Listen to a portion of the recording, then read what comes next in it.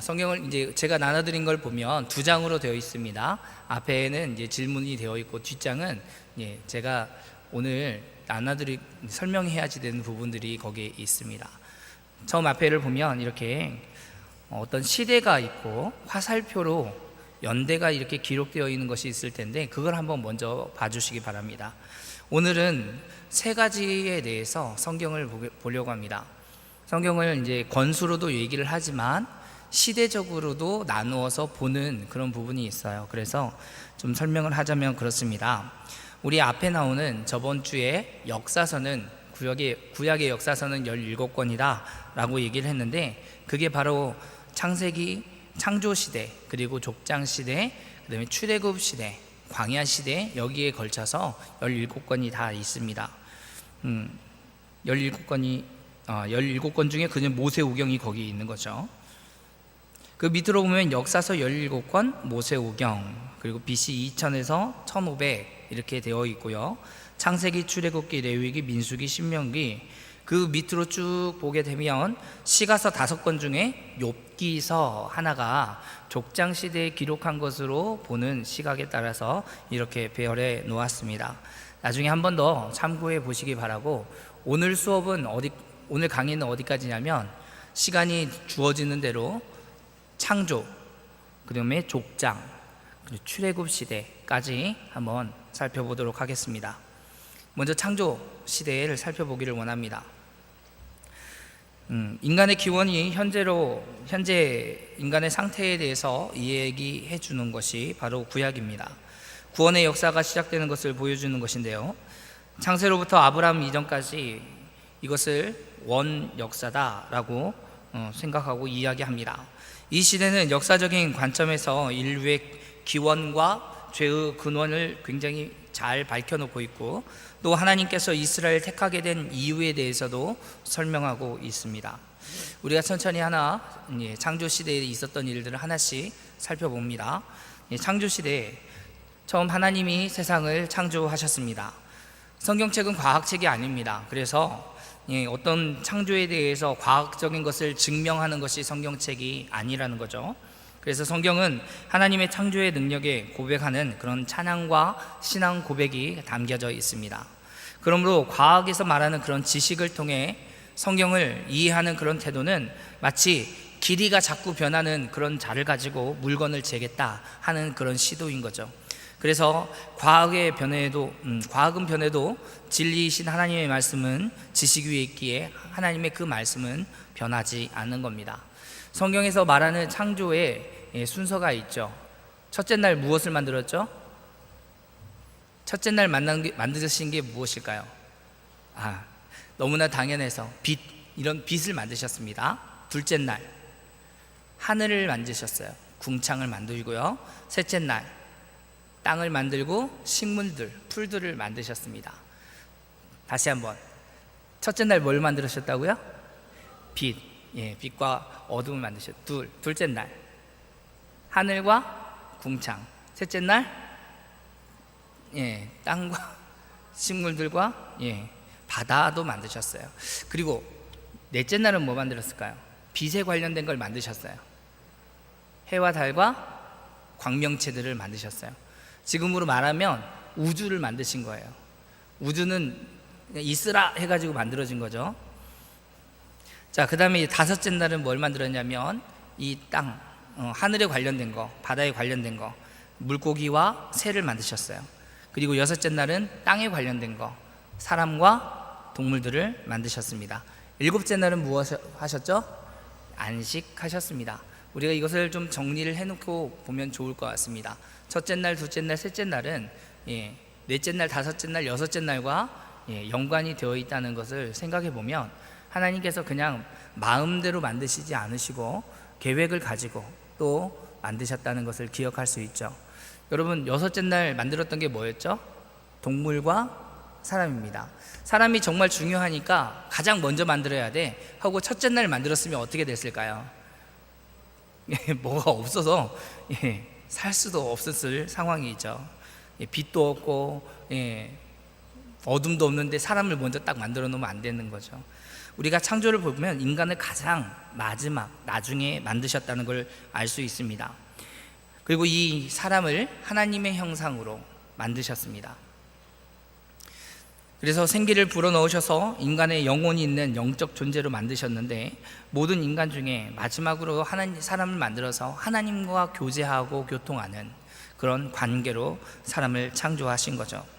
그래서 그 안에 자유의지를 두고 그냥 로봇처럼 프로그래밍 하여서 하나님을 만나고 하나님과 교제하도록 만든 게 아니라, 하나님을 스스로 하나님임을 알고 인정하고 또 하나님께 경배하는, 교제하는 그런 사람으로, 인격체로 사람을 만드셨습니다. 그런데 이 사람이 불순종하여서 타락하게 됩니다. 선악을 알게 하는 나무의 실과는 먹지 말라라고 얘기하셨죠. 그런데 스스로 하나님처럼 되려고 이 말씀을 어기게 됩니다. 땅에 있는 모든 것을 다스리라는 명령을 주셨고 다스리는 권세를 주셨는데, 스스로 하나님이 되어서 그 하나님과 같이 되려는 인간의 그런 본성, 그 죄로 인하여서 이 명령이 어겨지게 되는 거죠. 그게 죄입니다. 그 죄로 인해서 땅이 저주를 받습니다. 그리고 하나님의 창조의 목적 또한 벗어나게 됩니다. 하나님과의 관계가 깨짐으로 창조 질서가 깨지고, 그것은 곧바로 타락으로 이어지게 됩니다. 그래서 사람들은 시기와 질투와 분냄이 급기야는 살인까지 일어나게 되죠. 하나님의 형상을 잃어버렸을 뿐 아니라 결국은 불순종함으로 모든 관계가 파괴되어 버립니다. 지금 우리는 어떤 곳에, 어떤 시대에 있냐면, 하나님과의 관계가 파괴되어져 있는, 원래 하나님께서 우리에게 주셨던 복에 대해서 우리는 모릅니다. 잘 우리가 알 수 있는 것은 별로 없습니다. 관계가 깨어진 상태에서 우리가 하나님의 은혜 가운데 들어왔기 때문에 그렇죠. 그리고 나서 이제 창세기 6장부터 10장까지는 하나님이 이 땅에 죄가 관영함으로 인하여 심판하는 모습이 나타납니다. 죄로 인하여서 하나님께서 물로 세상을 심판을 하시죠. 그런데 홍수로 세상을 모든 걸 다 쓸어버리겠다 계획하신 그때, 한 사람을 택하여서, 한 가정을 택하여서 그 가정으로 방주를 만들고 다른 생물들을 살리는 구원의 계획도 세워 놓으시는 거죠. 이것은 무엇이냐면, 하나님의 공의와 또 하나님의 자비하심이 동시에 드러나는 것을 볼 수 있는 겁니다. 죄는 분명히 하나님이 심판하시고, 하나님의 목적은 그 심판 자체가 아니라 구원을 하신다는, 그것이 목적에 있다는 것을 우리는 기억해야지 됩니다. 제가 나눠드렸던 것 뒷변에 보면, 두 번째 장 보면 표가 하나 있습니다. 거기에 보면 1번 죄, 2번 하나님의 심판 선언, 그리고 3번 하나님이 여전히 개입하신다는 은혜의 표지, 4번 심판의 집행, 이런 내용들이 나타나 있어요. 그것을 보면, 제가 그리고 아담이 죄를 범할 때 뱀과 여자와 아담에게 하나님께서 질책하시는 거, 죄를 범한 순서대로 하나님께서 질책하십니다. 여자를 뱀이 유혹하죠. 그리고 여자가 따먹은 것을 남자에게 줍니다. 그래서 뱀에게 먼저 질책하고 여자에게, 남자에게 그렇게 하나님께서 징계를 내리시는 거죠. 그리고 하나님께서 그들을 그냥 무화과 나무 잎사귀로 부끄러운 것을 가리도록 내버려 두신 게 아닙니다. 햇볕이 뜨고 빛이 들으면 이 나뭇가지는, 나뭇잎은 어떻게 돼요? 자연스럽게 말라서 부서집니다. 아마 아담은 몰랐을 거예요. 이게 말라서 비틀어지고 부서지면 다시 부끄러운 것이 드러난다는 걸. 그래서 하나님께서 한 가지 일을 하시죠. 가죽? 이때 말씀하시면 돼요. 가죽 옷을 만들어서 입히십니다. 여러분, 가죽을 만들려면, 가죽을 얻으려면 어떻게 해야 되죠? 누군가가 죽어야 됩니다. 그래서 하나님의 은혜의 표징으로서 이 가죽옷이 나타나게 되는 거죠. 그리고 심판을 집행합니다. 어떻게 하십니까? 에덴 동산에서 쫓아내십니다. 가인이 동생 아벨을 죽였을 때에도, 가인이 유린하게 되었을 때 그에게 폭력을 행하여 그를 더 못살게 굽는 사람들 위해서 가인에게 표를 주고 보호하시죠. 그리고 에덴에서 더 멀리 쫓아내십니다. 그 다음 또 뭐 있을까요? 아까 우리가 살펴봤던 홍수입니다.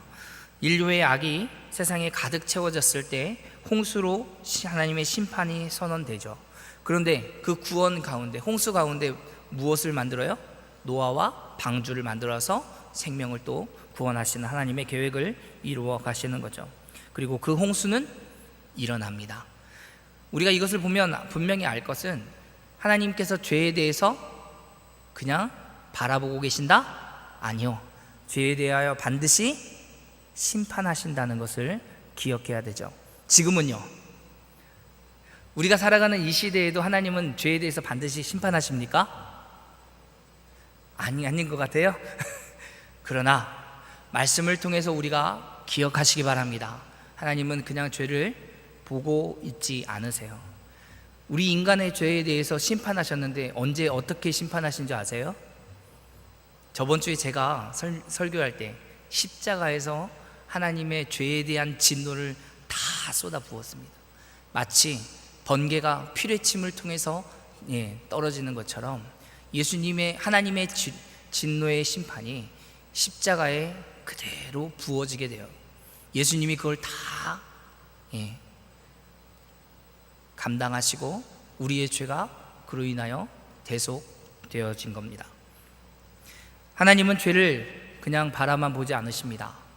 혹 우리의 인생 가운데 우리가 살아가는 70년, 80년 사이에 하나님께서 그 죄에 대해 심판하지 않는다고 해서 하나님의 심판이 없는 것일까요? 그렇지 않습니다. 우리 구약 성경을 보면 좀 더 많이 알 수 있어요. 하나님의 심판은 반드시 이루어진다. 이것을 말씀을 통해 더 알아가기를 원합니다. 계속해서 그 이후에 있었던 일들이 일어나죠. 바벨탑 사건, 우리가 창세기 11장에서 살펴볼 수 있습니다. 바벨탑을 높이 올려서 스스로의 욕망을 채우게 되죠. 로마서 1장 25절에는 이렇게 기록되어 있습니다. 이는 저희가 하나님의 진리를 거짓 것으로 바꾸어 피조물을 조물주보다 더 경배하고 섬김이라. 바울 사도는 이렇게 피조물을 조물주보다 더 경배하는 이들의 모습을 이렇게 표현을 하고 있었던 거죠. 인간들은 다시 범죄하고 교만하여져서 하나님과 같이 되려는 바벨탑을 쌓기 시작합니다. 그런데 이때 하나님께서 모르실까요? 다 아시죠. 전지전능 무소부재하신 하나님께서 다 아십니다. 근데 성경을 보시면 그들이 무엇을 하는가 보러 내려오시죠. 그리고 언어를 흩으십니다. 완전히 다 흩으시는데 그것도 하나님께서 은혜를 부어주세요. 아주 완전하게 다 흩으시지만 비슷비슷한 언어와 용어를 사용하게 됩니다. 헬라어를 통해서 영어가 나오고 또 영어를 우리가 또 배우고 일본어 아시죠? 한문 이런 영역들 이런 것들 나중에 좀 더 많은 것으로 같이 나누기를 원하는데 오늘은 여기까지 생각해 보겠습니다. 그 다음 우리가 생각해 볼 것은 창조 시대를 지나서 창세기 12장부터는 족장 시대가 열려지게 됩니다. 성경의 이 족장 시대는 하나님의 약속을 가지고 믿음으로 살아가는 사람들의 일들이 펼쳐지는데 가장 먼저 나타나는 족장이 아브라함, 그 다음에 아브라함의 아들 누구일까요? 이삭, 그 다음에 그 아들 야곱, 그 아들 요셉에 이르기까지 4명의 족장의 이야기가 창세기에 등장하게 됩니다. 여러분, 언약이라고 하는 이 언약 주제를 가지고 4명의 족장들이 나타나는데 언약은 무엇이냐면 성경 전체적으로 이루어지는 주요한 메시지 중에 하나였어요. 언약을 통해서 성경을 전부 다 같이 이야기할 수 있습니다. 처음 창조시대 하나님께서 행하셨던 창조시의 3장 15절 여자의 후손은 내 머리를 상하게 할 것이고 너는 그의 발꿈치를 상하게 할 것이라. 이게 처음에 있는 구원의 언약이었어요. 여러분, 그 이후에 홍수 이후에 무지개 언약을 향하십니다. 다시 물로 심판하지 않겠다. 오늘 아침에도 비가 엄청 왔지만 물로 심판받지 않았습니다. 비 온 후에 하나님께서 하늘 사이에 무엇을 숨겨두셨어요? 무지개를 숨겨두셨는데 노아 시대 이후로 지금까지 그 무지개가 있을까요, 없을까요? 있어요. 무지개를 바라보면서 우와 멋있다 라고 생각하기보다 저것이 하나님의 언약이구나. 아직도 변하지 않은 주님의 언약이구나. 신실하신 하나님의 언약이 오늘 이 시대까지 이르렀구나 라고 깨닫기 바랍니다. 이 언약은 그렇습니다. 계약하는 것과 좀 다릅니다. 계약은 두 사람과 혹 집단 사이에서 합의사항을 계약이라고 얘기하는데, 언약은 그렇지 않죠. 언약은 성경에 296번이 기록되어 있어요. 그래서 구약에서 언약은 그 단어가 세리트라는 겁니다. 쪼개는 거예요. 그래서 국가와 국가가 언약을 맺을 때 언약식이, 우리 아브라함이 하나님께서 언약식을 체결하는 과정을 보면 모든 것을 다 쪼개서 놓고 작은 새들만 쪼개지 않습니다. 그 언약식을 통해서 두 사람이 원래 횃불을 가지고 그 사이를 지나가면서 언약을 하는데, 언약의 의미가 이 언약을 깨트리면 이 쪼개진 고기와 같이 우리가 그렇게 될 것이다, 그렇게 할 것이다 하는 그런 의미였어요. 그런데 그 쪼개진 고기 사이를 누가 지나가시냐면 하나님 한 분, 하나님이 지나가신 겁니다. 무슨 의미냐? 이것을 체결하는 것도 나요, 이것을 이룰 것도 나다 하는 의미입니다. 이 모든 것, 아브라함이 그 언약을 어기면 누가 책임을 져야 하냐면 하나님이 책임을 져야지 되는 거예요. 그런 의미가 아브라함의 언약, 그 언약을 통해서 나타나는 거죠. 이 언약을 가지고 이 아브라함의 족장 시대가 이루어져 나가게 됩니다. 네 가지 주요 언약이 언급되어 있는데요, 창세기 6장 18절 보면 노아와 맺었던 언약, 아까도 말씀드렸던 그 언약과 또 그 다음에 아브라함과 맺었던 언약이 있습니다. 성경에는 또 한 가지 있죠. 시내 산에서 행하셨던 언약, 그리고 다윗과 맺었던 언약. 이게 구약에서 볼 수 있는 네 가지 큰 언약입니다. 아브라함은 하나님의 선택받은 자로서 하나님의 선택과 아브라함의 순종으로서 창세기 12장부터 23장까지를 이야기할 수 있습니다. 하나님께서 세 가지 언약을 하셨는데, 첫 번째, 너로 큰 민족을 이루어 복을 주어 내 이름을 창대케 하겠다 하는 게 먼저요. 두 번째는 이 땅을 내 자손에게 주리라 하는 것이고, 세 번째는 모든 민족이 너로 인하여 복을 얻고 복의 근원이 되게 하겠다. 이것이 세 번째 언약이었습니다. 하나님은 아브라함을 선택하셨을 뿐 아니라 그 순종에 진심으로 알고 싶어 했어요. 그래서 하나님은 그를 테스트하기도 합니다. 여기서 잠깐, 우리가 생각할 때 테스트와 사단이 유혹하는 템테이션이 다르죠. 우리말로 하면 둘 다 시험이다 라고 할 수 있지만, 성경에서 말하는 이 하나님이 하신 테스트는 히브리어로 나사라고 얘기합니다. 나사는 하나님의 믿는 그 믿음을 시험하기 위해서 주는 것이죠. 하지만 헬라어로 말하는 이 페라조라는 이 시험하다는 그 의도 자체가 좀 불순한 의도가 담겨 있습니다. 그래서 이 시험을 다른 말로 무엇이라고 얘기할 수 있냐면 유혹이다 라고 얘기할 수 있습니다. 그래서 영어 성경에는 두 가지를 좀 다르게 해놨어요. 하나님이 하시는 것을, 시험하는 것을 테스트다, 그리고 사단이 하는 그런 유혹을 템테이션이다 해가지고 다른 표현을 쓰고 있습니다. 이것을 좀 기억해 보면 좀 더 좋을 것 같아서 설명해 드립니다. 그 다음 이삭에 대해서 생각해 보면 창세기 24장부터 26장까지 이삭에 대해서 나옵니다. 순종으로 이어진 그 언약의 계보를 이어가는데요, 이삭은 그 인생 가운데 큰 어려움 없이 지낸 사람 중에 하나였습니다.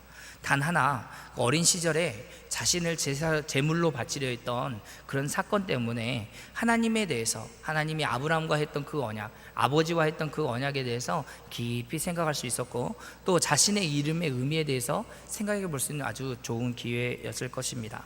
그리고 그의 아들 야곱이 있죠. 야곱의 형 에서가 있습니다. 그래서 야곱은 그 이름대로 발꿈치를 잡았다 하는 뜻에 있습니다. 그래서 경쟁적이고 투쟁적인 그런 성품의 소유자이다 라는 것을 우리가 알 수 있죠. 나중에는 이 야곱이 이름이 바뀝니다. 무엇으로 바뀌는지 아시죠? 내자로 바뀝니다. 네, 이스라엘. 정답입니다. 제가 뭐 맛있는 걸 못 사드려서 죄송한데 다음엔 선물을 좀 가져오겠습니다. 이렇게 싸놓고 맞히신 분들에게 선물을 드리는 걸로. 그래서 이삭은 이 이스라엘이라는 이름으로 바뀌어서 하나님에 대한 그 마음과 그 언약에 대해서 다시 한번 잊지 않고 그 야곱의 축복, 아브라함에게 주었던 그 축복의 말씀이 이삭에게도 그대로 이루어지는 거죠. 창세기 28장 13절부터 14절에 제가 한번 읽어드립니다. 나는 여호와니 너의 조부 아브라함의 하나님이요 이삭의 하나님이라.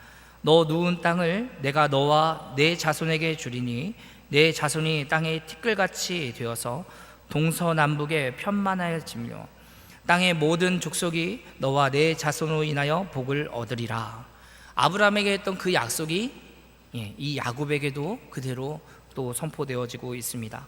그래서 이 야곱은 자녀를 낳는데 자녀가 많이 나죠. 그리고 그 자녀들이 다 이스라엘 12지파가 됩니다. 루벤, 시몬, 레위, 유다, 단, 납달리, 갓, 아셀, 이사갈, 스불론, 요셉, 베냐민 이렇게 되죠. 그리고 그 네 번째 마지막 요셉이 있습니다. 우리가 요셉 족장을 요셉을 볼 수밖에 없는데 이 연단을 거쳐서 하나님의 언약을 구체화시킨 그런 완벽한 지도자다라고 할 수 있습니다. 창세기 37장부터 50장까지 나옵니다. 그의 이름은 그에 더해진 그는 더하실 것이라는 의미가 있는데요. 요셉은 라헬의 첫 번째 아들이고 둘째 아들은 베냐민이죠. 야곱에게 있어서는 11번째 아들입니다. 그의 성품은 온유하고 의로운 사람이어서 그리고 매우 총명했었습니다. 우리가 너무나 잘 알듯이 그는 꿈의 사람이다.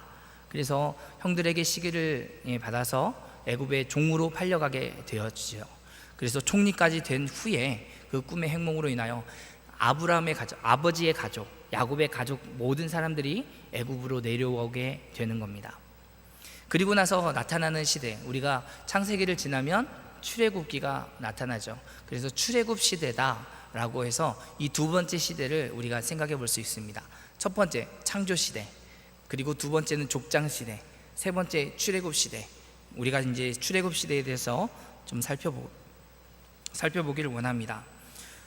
출애굽 시대에는 모세의 탄생에 대해서 생각해 볼 수밖에 없습니다.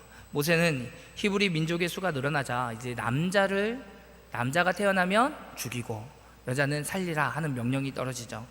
그때 그 명령을 거스리고 몰래 키우다가 갈대 상자에 담아 나일강에 떠내 보냈다가 바로의 공주에 의해서 건진받은, 그래서 모세의 이름이 모세가 그렇게 나타나게 됩니다. 이 모세는 궁정에서 자랐지만 결국 히브리인 출신이어서 자기 동족이 삶의 고충을 받고 있는 것을 가지고 의분을 품게 됩니다. 그래서 이집트인 한 사람을 죽이는데 그를 죽여서 땅에 이제 묻었을 때 그로 인하여서 동족들에게 지탄을 받고 도망하게 되는 거죠. 그리고 광야에서 지내다가 불붙은 떨기나무를 보고 하나님의 음성을 듣게 됩니다. 그때 하나님이 부르시는 그 부르심의 음성을 듣고 다시 그의 율조 모세가 오랫동안 그 이스라엘 선조의 하나님을 만나게 되는 거죠. 그래서 다시 이 출애굽을 할 수 있는 지도자로서 세워지게 됩니다. 모세는 하나님에 대해서는 소문을 들었을 겁니다. 왜냐하면 자기 동족들이 노예 생활을 하고 있었던 걸 알고 있었기 때문에 그렇죠. 그리고 자기 민족이 옛날부터 지켜왔던 어떤 전통적인 그런 어떤 전통 사상 가운데 하나, 그분이 하나님이다 라고 생각을 했을 것입니다. 그러나 그가 떨기나무에서 하나님을 만난 이후에 하나님에 대해서, 그리고 하나님의 택함을 받고 이 일을 시작하게 되는 거죠. 모세는 하나님의 부르심을 받는 이제 주인공으로서 삶을 살아갑니다. 그러나 모세는 그런 존재가 되기 싫어서 여러 가지 변명을 늘어놓습니다. 처음 부르셨을 때 주여 보낼 만한 자를 보내소서. 혹시 이런 질문과 이런 대답을 한 적이 있습니까? 주여 쓸만한 사람을 좀 쓰소서. 제가 신학을 시작하기 전에 하나님께 겁없이 했던 기도의 제목 중에 하나입니다. 할 만한 사람을 보내소서, 뭐 이런 거 있잖아요. 그렇게 해서 결국은 하나님께서 모세를 보내시게 됩니다. 그리고 출애굽기 1장부터 18장까지 이 출애굽의 사건들이 기록되어지는데, 하나님 이 메시지는 구약에서 불려주는 이 출애굽 메시지는 하나님께서 들으시고 또 보시고 아시고 기억하시고 행동하신다 하는 것입니다. 구체적인 역사 가운데 이루어 가시는 분이 바로 하나님이시다라는 거죠. 우리의 고통과 우리의 아픔과 우리의 여러 가지 현실들을 그냥 눈 가리고 아무런 관심도 없이 바라보는 게 아니라 하나님께서 들으신다는 겁니다. 그리고 보신다는 거죠. 그리고 그 언약을 기억하시며 행하시는 그런 하나님이라는 것을, 그런 하나님에 대해서 메시지를 전하고 있습니다. 우리가 이스라엘에 출애굽할 때 내렸던 재앙에 대해서 10가지 재앙이 있죠. 기억나시나요? 처음에 피가 피로 변해서 하수가 피로 변하죠. 그리고 그 하수에서 개구리가 올라오는 개구리, 그 다음 이, 파리, 악질, 독종, 우박, 메뚜기, 암흑, 마지막에는 장자까지 하나님께서 그런 10가지 재앙을 통해서 이스라엘을 이 애굽에서 다시 내보내십니다. 우리가 유월절을 생각해 볼 수밖에 없는데 이 마지막 10번째 장자의 그 재앙 이후에 그 재앙 때에 유월절에 이루어지게 되는 거죠. 어린 양을 잡아 그 피를 문설주에 바르는 겁니다. 그 피를 보고 넘어갔다. 유월. 그래서 유월절이라고 하는 거예요. 넘어간 절. 바로 그게 예수 그리스도의 십자가를 상징하는 것이었습니다. 넘어가는 것이라고 말하는데 출애굽기 12장 11절에서 14절까지 이 내용이 나옵니다. 이스라엘 백성이 하나님의 명령을 따라서 양의 피를 바르는 그 사건, 그러므로 장자의 재앙을 그들이 집에서는 넘어갔다 하는 것, 우리가 이것을 잘 기억하시기 바랍니다. 여기까지 우리가 말씀을 보게 됩니다. 좀 더 한 시대를 더 해도 되는데 그렇게 되면 시간이 더 많이 늦어질 것 같아서 여기까지 하도록 하겠습니다. 수고하셨습니다. 제가 한번 기도하고 마치겠습니다. 사랑의 하나님, 감사합니다. 오늘 우리에게 허락하여 주시는 이 시대에 관하여서 창조부터 그리고 족장 시대를 거쳐 이제 출애굽 시대까지 우리가 시대를 조금 살펴보았습니다. 간략하게 우리가 살펴보았지만 하나님이 어떤 분이고 하나님이 어떻게 우리를 택하시며 그 사랑의 계획, 구원의 계획을 이루어 가셨는지 우리가 조금이나마 이해하고 말씀을 보기를 원합니다. 지혜와 능력을 더해 주시고 하나님 다시 만날 그날까지 하나님 건강케 하여 주옵소서. 말씀으로 충만케 하여 주옵소서. 감사드리며 예수님의 이름으로 기도합니다. 아멘.